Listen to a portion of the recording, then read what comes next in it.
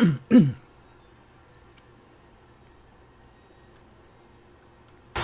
I'd like to start off by saying Barakatah Yahweh, Ba'ashem Yahushai, Ba'ashem Ruach HaKodesh. Alright, welcome to another live lesson. The name of this one is The Fall of Babylon the Great / America.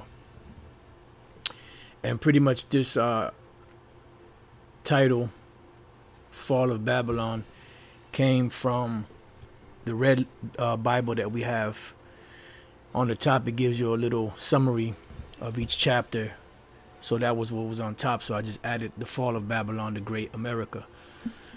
And this is going to be based off of Revelation, the 18th chapter. Elder Apostle Tahar a few days ago did a lesson on the book of Revelation. I forget what chapter it was. And he mentioned someone jumping on Revelation 18. So this morning when I got up, I started looking through the chapter and going through different stuff, looking into different points of the lesson or of the chapter. And Lord's will, this will be edifying. So what I want to do is I want to start in the book of because see, this is prophecy, and prophecy is what we are to be speaking of now. We speak about many different things. We speak about because prophecy is a part of the gospel. Gospel is the good news. Scriptures say, "Rejoice over her, thou apostles and holy prophets," or thou prophets and holy apostles, or something along those lines. So pretty much, it's supposed to we're supposed to speak about these things, because these are prophecies that are going to usher in the end of the world, as the apostles of Yahushua asked them, when shall be the signs of that coming and of the end of the world.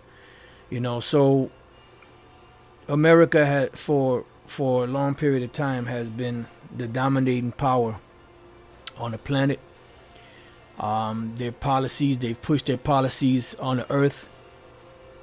All nations drank of those policies, and a good portion of nations became rich off of America, and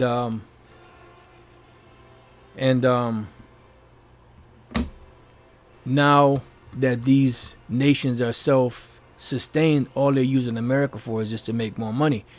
But America is falling behind in leading the world economically. And that's all a part of prophecy. The Lord said, we would have healed Babylon, but she is not healed. Forsake her, So what I want to do is I want to start in Revelation 17 real quick, read a couple of precepts out of here, and jump into the main chapter, which is the 18th chapter. So Revelation 17:1, and there came one of the 7 angels which had the 7 vials, and talked with me, saying unto me, Come hither, I will show unto you the judgment of the great whore that sitteth upon many waters. So this is a great judgment that the Lord was going to show, or the angel was going to show to the Apostle John, so he could write it down for us to have it in these times. All right. And when we read through the 17th chapter, it tells us of the path from where America came, and her allies, and so on and so forth. Then in the 18th chapter, it gives us a details on what happened, how it happened, and the destruction of America, and how the nations of the world will be made rich off of this place. So when we jump to the 11th verse, it says, And the beast that was and is not, even he is the 8th, because America came out of those 7 heads, and America is the 8th head. And it says, and is of the 7, and goeth into perdition, because the ultimate reason why America was set up was for our punishment, but ultimately to be destroyed. And we're witnessing the destructuring of America before the Most High physically brings her judgment. And that's what we read in the first verse, that he's going to show John the judgment of the great whore that sitteth upon many waters. So now let's jump down to the 16th verse. It says, and the 10 horns which thou sawest upon the beast, these shall hate the whore. And this is dealing with the European Union nations that are going to hate this place. It says, and shall make her desolate and naked, and shall eat her flesh and burn her with fire. And how is that going to happen? By the thermonuclear destruction that they have. So their own allies, America's own allies, are going to turn against her. It says, for the Most High hath put in their hearts. Whose hearts? The hearts of the kings. When you read the book of Proverbs, it tells you about the heart of the king being in the hands of the Lord. It says to fulfill his will, and to agree and give their kingdom unto the beast, unto the words of the Most High shall be fulfilled. And this is what the prophecy is all about. It's about the fulfillment of everything that is written on the pages or in the pages of this book that we read, that the world calls the Bible. All right. It says, and the woman which thou sawest is that great city which reigneth over the kings of the earth. And America at one time was this power. Now she's losing that power, but she had that great influence over the whole world. Why do you think the whole world is acting like America, doing the things of America, dressing like the Americans, have different businesses and restaurants that were created in America? Because this is that great harlot that all of these nations laid down with. All right, so now let's go from there to the next precept is in Ecclesiastes chapter 9 and verse 11. It says, I returned and saw under the sun that the race is not to the swift, nor the battle to the strong, neither yet bread to the wise, nor yet riches to men of understanding, nor yet favor to men of skill, but time and chance happeneth to them all. So we're at the time and the chance, where America is on a downward spiral, because the days of America are numbered, and we're coming down to the wire of the very last seconds, you could say, of America, of the American empire. And the mistake that all these other nations like Russia and China and all these other different places are making is that they're thinking that they're going to be the next rulers, but that's a farce. Then they're not going to be the next rulers, because the next rulers is going to be Yahushai and the nation of Yasha'Allah, the nation of Israel, so-called Negroes, Latinos, Native American Indians, and the scattered sheep around the world, wherever they may be and whatever they may look like, that are Israelites. All right, so now let's get into the meat of it. Let's go to Revelation 18 and 1. And after these things, I saw another angel come down. Now, keep in mind that Revelation 18 is following up right after 17. And it told you how the allies of America, when they come against her, how she committed fornication with all these different nations, and they drank of that cup, and so on and so forth. And how she was going to be destroyed. So now we're reading about the lead up and the aftermath of the destruction of America in Revelation, the 18th chapter. That's why on the top of the red Bibles that we have, the caption said, or the summary of that particular chapter, Revelation 18, is Fall of Babylon. And I took, part of it and used it for the title of this lesson. And after these things, I saw another angel come down from heaven, having great power, and the earth was lightened with his glory, because of the chariots.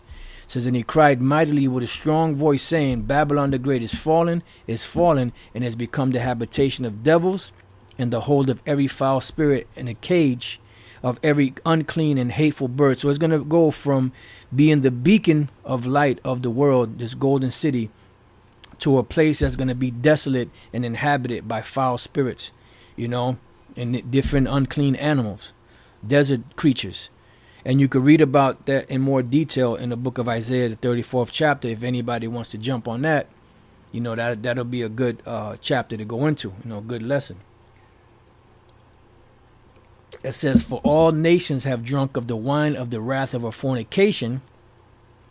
It says, and the kings of the earth have committed fornication with her, and the merchants of the earth are waxed rich through the abundance of her delicacy. So accepting the American policy and the American way of thinking brought these nations to great riches.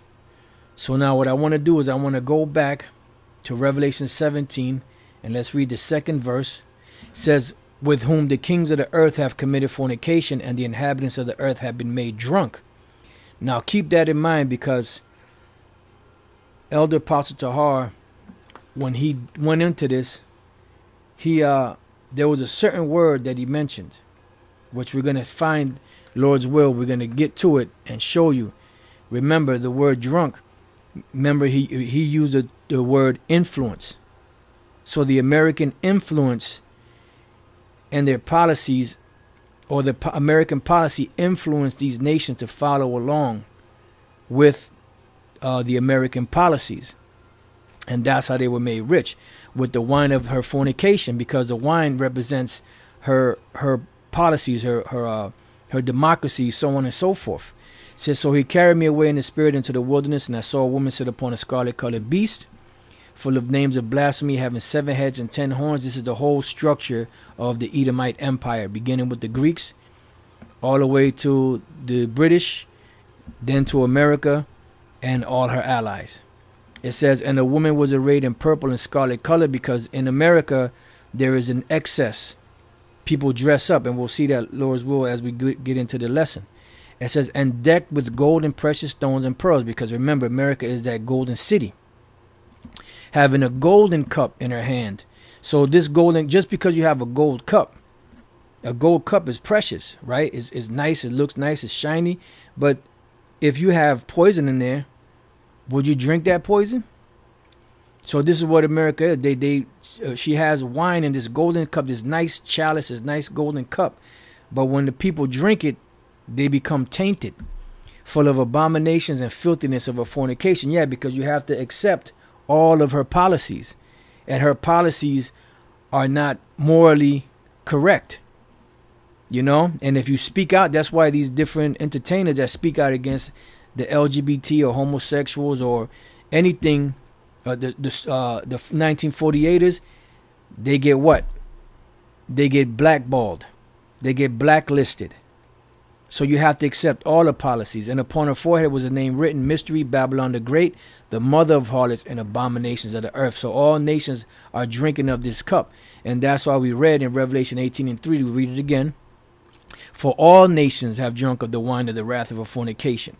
You go all over the world, you're going to find what? McDonald's and Burger King and all different restaurants, and people dressing like America, trying to be like Americans, you know, into the democracy and the whole frame of mind of America, and the image that they set up, which is nothing more than an image of the ancient Roman Empire.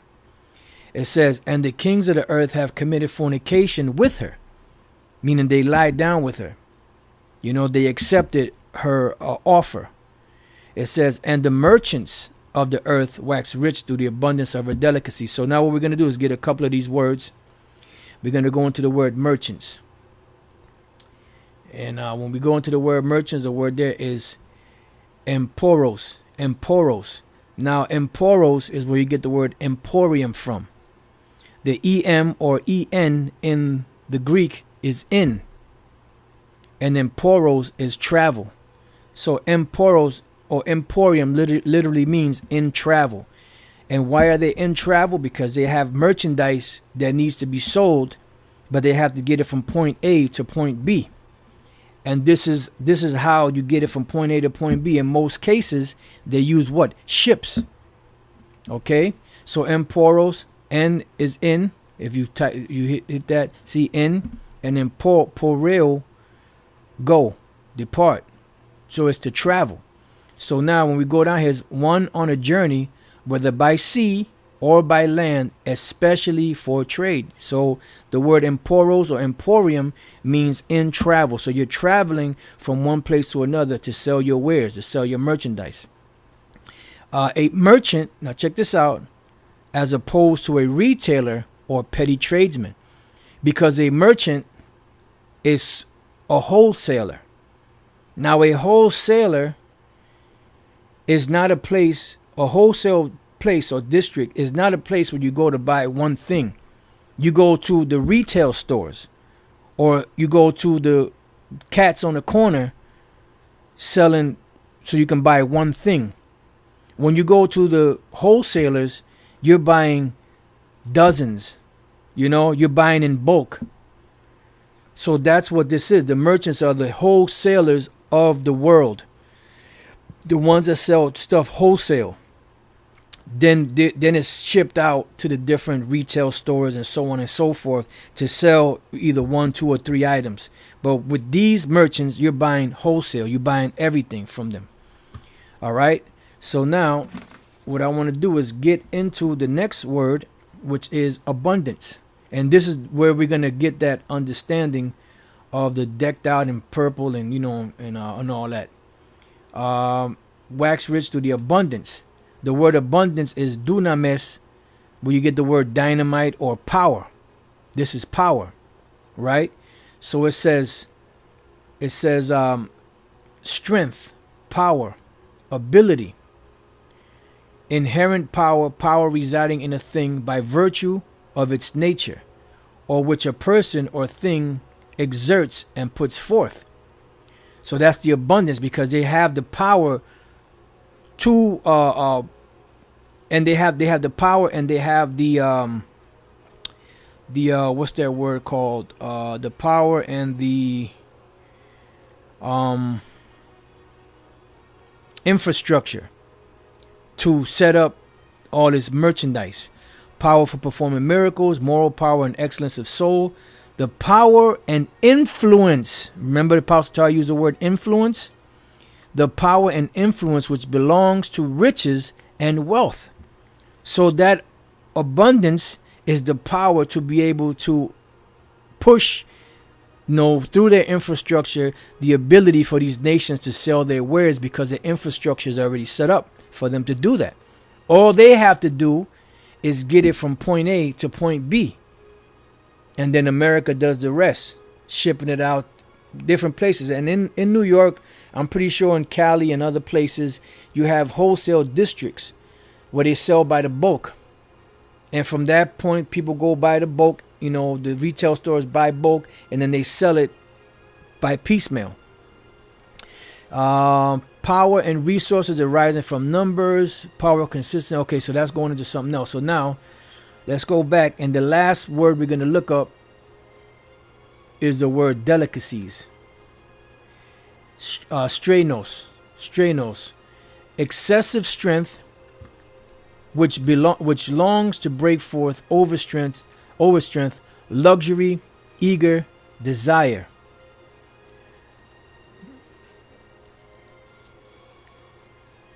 Okay, so like it.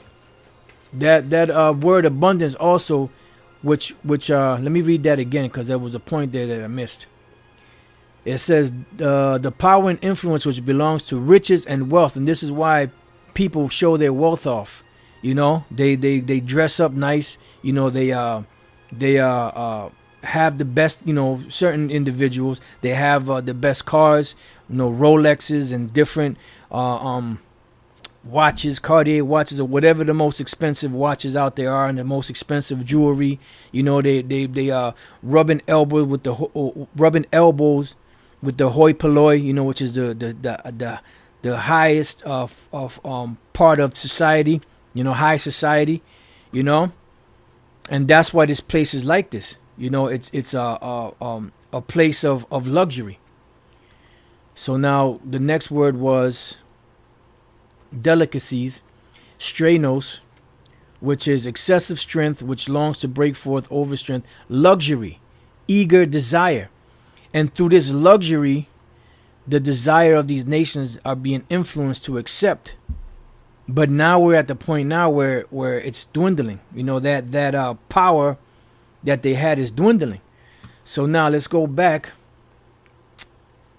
to the 18th chapter, which we're in, and let's go to the 4th verse. We're going to read a couple of verses and then get a couple of other words. And at one time, America did have that influence, to push their merchandise upon the world. And with Lord's will, a little further down, we're going to get into that. Revelation 18 and 4. And I heard another voice from heaven saying, come out of her, my people. This is talking about when the chariots come. Yahweh Shai and the chariots, they're going to beam up the elect. And the answer to that, or the link to that, would be in Revelation 11. That you be not partakers of her sins, and that you receive not of her plagues. Why? Because America is destined for destruction. She has a date with the missiles and with the lasers from the chariots. For her sins have reached unto heaven, and the Most High has remembered her iniquity. So the Most High is ready to take this place out. Remember, the Most High is long suffering, but there's a point where the Lord says, all right, that's enough is enough. Reward her even as she rewarded you, and double unto her double according to her works. In the cup which she hath filled, fill to her double. So they're going to get double. The first part of that is going to be the destruction. Second part of that is the ones that are left are going to be rounded up, left around the world in different shelters or wherever they may be around the world, and gathered up and go into hardcore slavery. That's going to be the next part of their judgment. How much she hath glorified herself and lived deliciously. So much torment and sorrow give her, for she saith in her heart, I sit a queen, and am no widow, and shall see no sorrow. Okay, so in this we're gonna get into some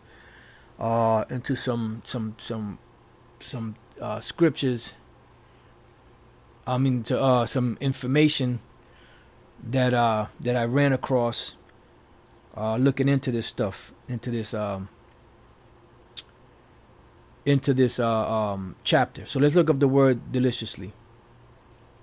It says straneao, if I'm pronouncing it correctly. To be wanton, to live luxuriously, because when you have money to burn, like Uncle Sam, inside joke, you live carelessly, because the word wanton means undisciplined. So when you have that type of money, you live an undisciplined lifestyle, a careless lifestyle, a luxurious lifestyle. All right, now let's go from there real quick to the book of, Isaiah. Matter of fact, let me just use this in case. Isaiah chapter 47 and verse 8.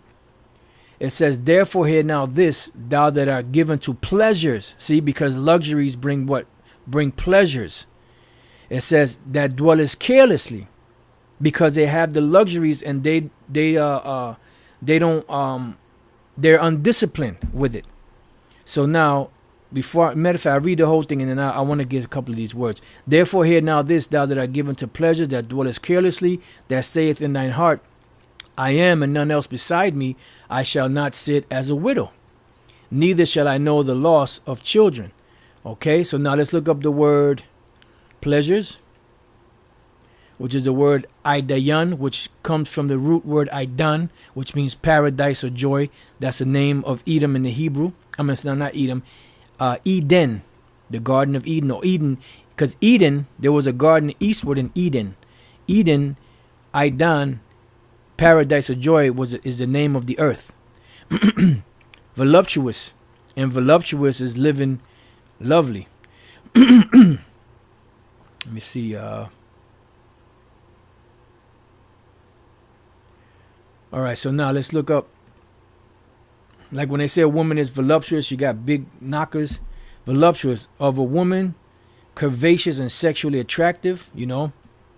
It says relating to or characterized by luxury or sensual pleasure. See? So this place is a place of sensual pleasure. This is the epitome of Epicureanism. You know, this is the epitome of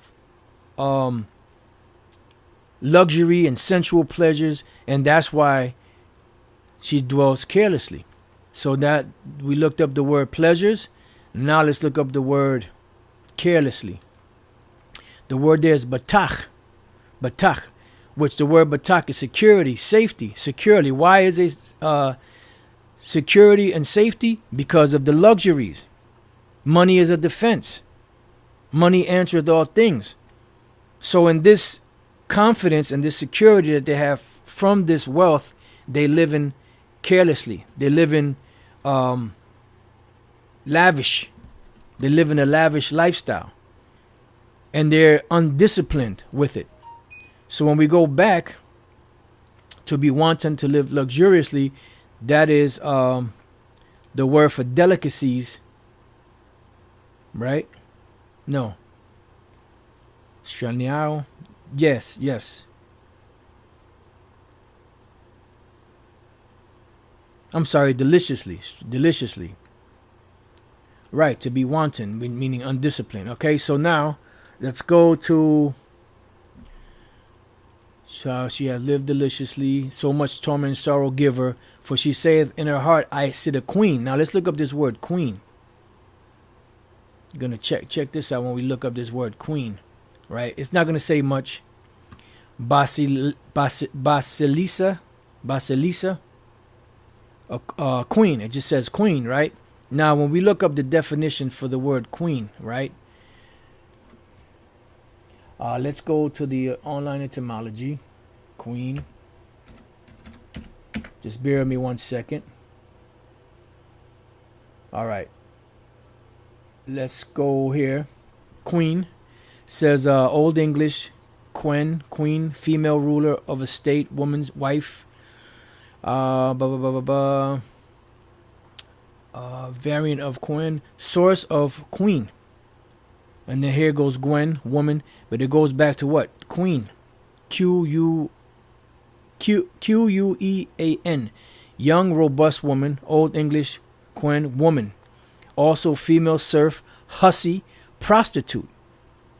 As in poor, whatever that is, public woman. Yeah, she was a public, because that's where you see women that are out there in public, loud and stubborn. Pretty much that was the roaming of the prostitutes, because a woman really was supposed to be a keeper at home, But in this society, women got to work, because this is a fucked up society. But public women, the women that you see out there hanging out today, the women of the tribes, that was the playground, so to speak, of the prostitutes in the past. So a woman really is not supposed to be out there like that, getting drunk, loud, stubborn, talking shit on the phone, laughing it up and all that. That's out of order.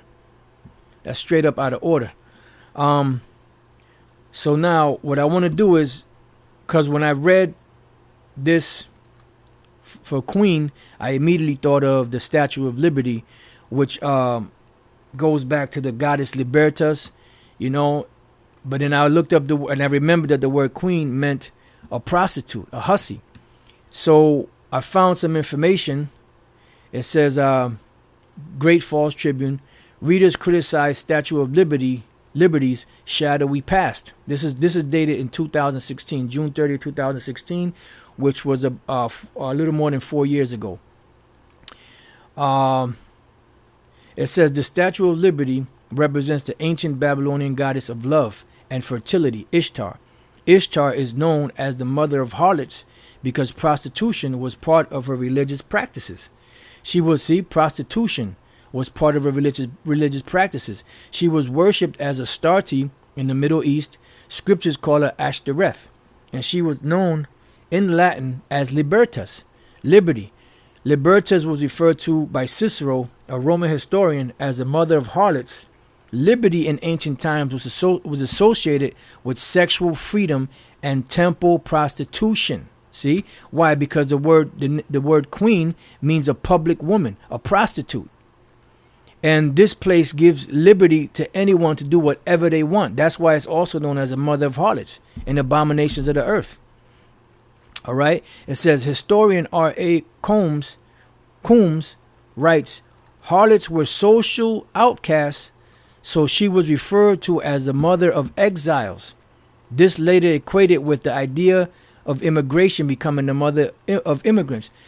So pretty much that hole you see on the harbor out there, that is a representation, and that is the Lord making them put that up to represent that America is this great harlot that sits upon many waters, even though the Statue of Liberty itself is not a representation of that, because the many the waters represent nations and peoples and tongues, but in a sense it does, because that's where the immigrants came through, you know. But going deeper with it, this place gives freedoms to anyone to do whatever the hell they want to do. That do as thou wilt spirit. Ishtar means Queen of Heaven. The same title was given to Mother Mary of Roman Catholicism, but is not Mary. This lady is a spirit who appears in the sky. Jeremiah. So pretty much, you know, you get the idea. I put this in the description box in case brothers want to go into it some more. So, reading in Revelation 18:7, how much she hath glorified herself and lived deliciously, so much torment and sorrow give her. For she saith in her heart, I sit a queen, and am no widow, and shall see no sorrow. So they don't ever think they're going down, because they're in that position. And in that position, what do? They give their cup to these different nations to drink of their policies. And these nations are drunk off of the influence of America. That's why they're here selling their wares pursuant to prophecy. You know, and nobody on the planet is going to the Vatican to trade and make money off of the Vatican. The other nations around the world are not going there to trade their wares. The place that they're coming to trade their wares is here in America. And the reason why that's dwindling, which Lord's will we're going to get, is because America's falling. It's going down. So it says Revelation 18:8, right? It says, therefore shall the plagues come in one day, death and mourning and famine, and she shall be utterly burned with fire. For strong is the Lord Yahweh Shemel Shai who judgeth it. So the Most High is judging this place. So this is why you see things happening the way they're happening. Now we get mad when we see certain things because we don't want to see that shit, but this has to happen. Because in order for the Lord to judge this place has to do what the Lord said they were going to do. Mystery, Babylon the Great, the mother of harlots and abominations of the earth. They have to do all of these things. These things must be so in order for the Lord to bring forth his judgment upon this whole America. Babylon the Great. It says, and the kings of the earth who committed fornication and lived deliciously with her, which we read that word deliciously. I believe it was Straneo. Yep, Straneo. It says, with her shall bewail her and lament for her when they shall see the smoke of her burning. So now they're going to be afar off in their country, and they're going to see through satellite imagery in their homes, through the internet and all that, through the news and all that, the devastation and the conflagration, which is a fancy word of saying fire, great fire, that's going to be on America, all 500 square feet of it. And this is what John saw from the chariots looking down. He saw America in flames, and he described it as a lake of fire. That's what he's talking about. All right, now what I want to do is I want to go to this other precept, which is like one of them jaw-dropping precepts. Jeremiah chapter 50 and verse 46.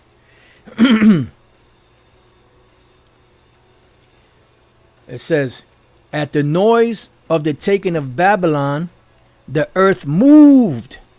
Ooh, and the cry is heard among the nations. Why? Because they're going to bemoan this place, not because this place was destroyed, because they really hate this place, but because they're not going to be able to make the money that they were making from this place. You know, because although they have their own going on and trade with others, they still use America whenever they can. You know? Let's see. Let's look up some of these words here. Let's look up the word noise. Quawal. Voice, sound, noise. Voice, sound of instrument. Lightness, frivolity. You know? So that's the destruction of this place. It says, and the cry is heard among the nations. Now let's look up the word moved. Because when I read that, it brought to mind the scripture in Isaiah 24, how the earth shall reel to and fro like a drunkard. So the word there is ra'aish. To quake, shake, to be made to quake. So the earth is going to rock on his axis back and forth because of the missiles when they're hitting it. Boom, boom. You know, High Priest Ariel used to make those real loud noise, you know, real loud noises when he described the destruction of America and the missiles hitting it. So Jeremiah 50:46, at the noise of the taking of Babylon, the earth is moved. The earth was not moved back then when ancient Babylon was taken down. It was just a transfer of power. The king and his nobles and them, they more than likely were put to death. I can't really remember exactly because I don't think it goes into detail, but the kingdom was transferred over into the hand of the Medo Persians. All right. And the cry is heard among the nations. And the nations didn't cry back then when ancient Babylon went down because it didn't go down. It was just transferred into the Medo Persian Empire.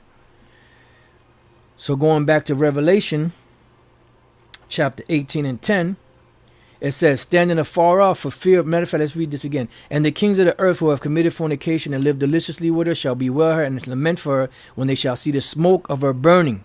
And that's going to be from the nuclear missiles and the fire and the concentrated fire or the lasers from the chariots. Standing afar off. Why? Because they're going to be in their country. It says, for the fear of her torment, saying, alas, alas, that great city Babylon, that mighty city, for in 1 hour is thy judgment come. So alas is a cry of sorrow, you know, a cry of destruction, you know, a lamentation. So it says that mighty city, because they were mighty at one time financially and militarily. But even all of that is dwindling. They don't have the effect on the nations that they used to have. You know, let the weak say I am strong. For in 1 hour is thy judgment coming. It's only going to take the Lord 1 hour to take this place out. Easy work for the Lord. Yahweh Shemal Shai. Now, let's go to the 11th verse. And the merchants of the earth shall weep and mourn over her, for no man buyeth their merchandise any more. So now let's look up some of these words. We already looked up the word merchant, emporos, which means in travel. They even have stores called the Emporium. Merchandise, you got the word gomos, a lading or freight of a ship. Cargo, merchandise conveyed in a ship. Now I have here, and I didn't, oh yeah, well here we have ports. You have different ports. You have ports throughout America.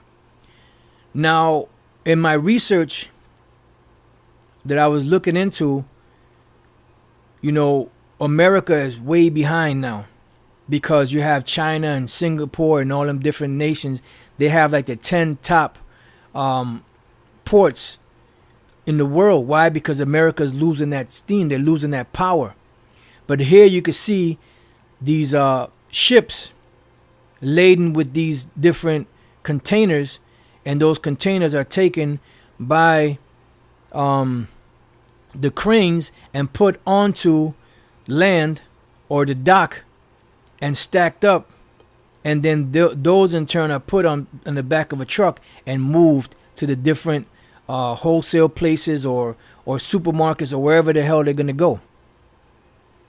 You see? So America is that big merchant city. You know, but America's losing that power. Now here I got an article which I put in the description box. Countries and regions. It says the United States has trade relations with more than 75 countries around the world. The top 5 export markets for U.S. goods in 2017 were Canada, Mexico, China, Japan, United Kingdom, and they give you how much they spent. It says countries are coordinated by region. In the resource center on the left, you can also find a specific country alphabetically, you know.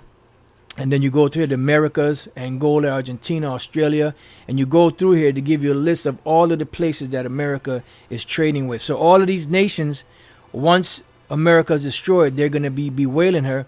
Why? Because they are not going to be able to make the money that they were making at one time. And America, like I said, at one time were the leading exporters and the leading economically. But now all these other nations that got rich off of her are leaving her in the dust. Okay, so let me read this, and then I got this other article I want to read. So it's a lading or freight of a ship, cargo, merchandise conveyed in a ship, any merchandise. All right. Now, when you go back, the word buyeth, because what did I look up? Did I look up? Okay, I went to the merchandise. I meant to go to buyeth first, but buyeth is agorazo, which is where you get the word agora or marketplace.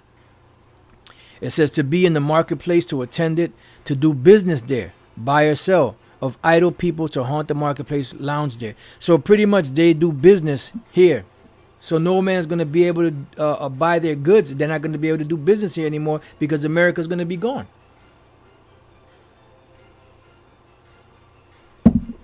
And America is on a downward spiral.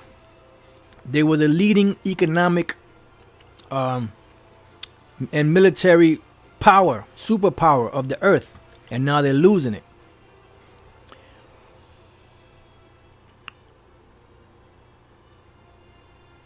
All right, now let's get to this one.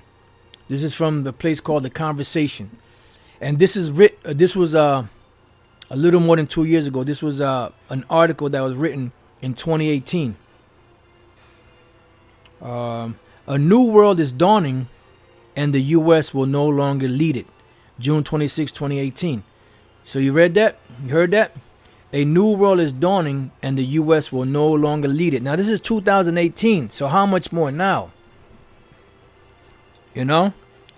It says, from pulling out of treaties to denigrating allies to starting trade wars, the impulsive actions of President Donald Trump are upending the international order that has been in place since the end of World War II. Because at the end of World War II, you had what?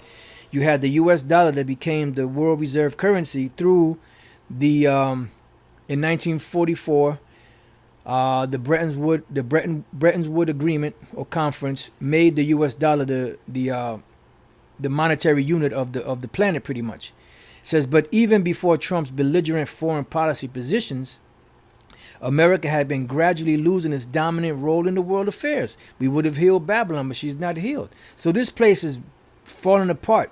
When we read Isaiah the 14th chapter, you know, the worm is spread under thee. That's talking about physical decay in the bridges and the buildings and all that, but it's also talking about the decay of this place falling apart. How have the golden cities ceased, you know, until they're fallen?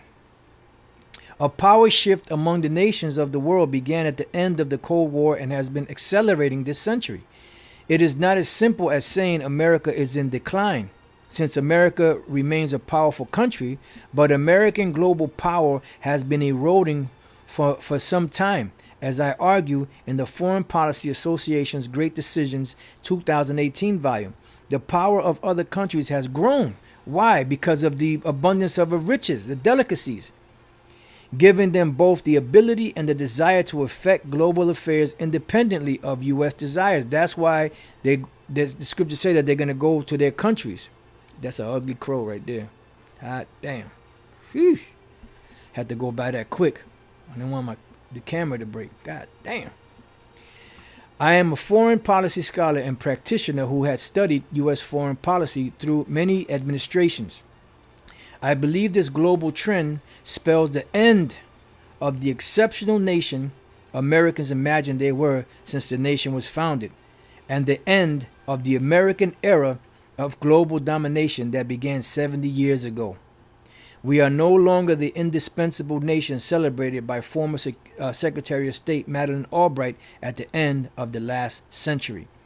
Pax Romana no more, because remember you had Pax, I said Pax Americana, I meant to say Pax Americana. The Pax Romana was how when the Romans were in power. So Pax Americana no more. It says, since the end of World War II, the U.S. has been the central player in the international system, leading in the creation of new international organizations like the United Nations, NATO, the International Monetary Fund, and the World Bank. American diplomacy has been essential to multinational agreements on trade, climate, regional security, excuse me, and arms control.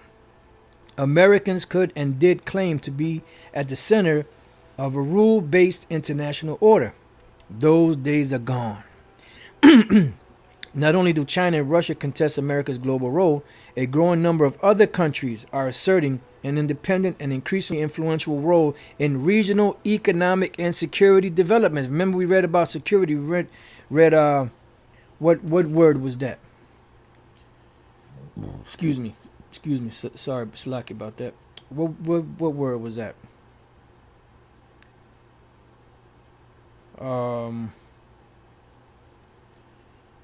If I'm not mistaken,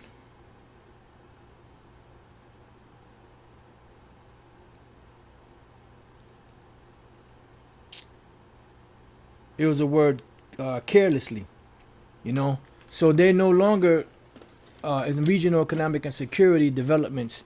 Neither American political party has come to grips with this sea change.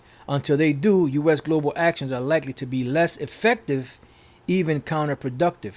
You know, and it goes on more, you know, but I just wanted to get that. So it's, oh Lord. So it's over. All right, it's over for this place. Now let's go back to Revelation 18. And now let's read that again. And the merchants of the earth shall weep and mourn over her. Why are they going to weep and mourn over her? For no man buyeth their merchandise anymore. See? It says the merchandise of, now it gives you a list of the merchandise of gold and silver and precious stones and of pearls and of fine linen and purple and silk and scarlet and all the ironwood, which the ironwood is sweet wood. You know, you have chew sticks, you know, made of different flavors, you know. That's the ironwood, the sweet wood. It says, in all manner of vessels of ivory, and all manner of vessels of most precious wood, and of brass and iron and marble, and cinnamon and odors and ointments, and frankincense and wine and oil and fine flour, and wheat and beasts and sheep and horses and chariots, and slaves and souls of men. Because you could find all of these products here. You could find them all in America. And the majority of these products are coming from other nations. You know, they exported from their country and imported into America. It says, and the fruits that thy soul lusted after are departed from thee. This is bad right here. This is another bad verse. And the fruits that thy soul lusted after are departed from thee, and the things which were dainty and goodly are departed from thee, and thou shalt find them no more at all. Because this place is a place of consumption.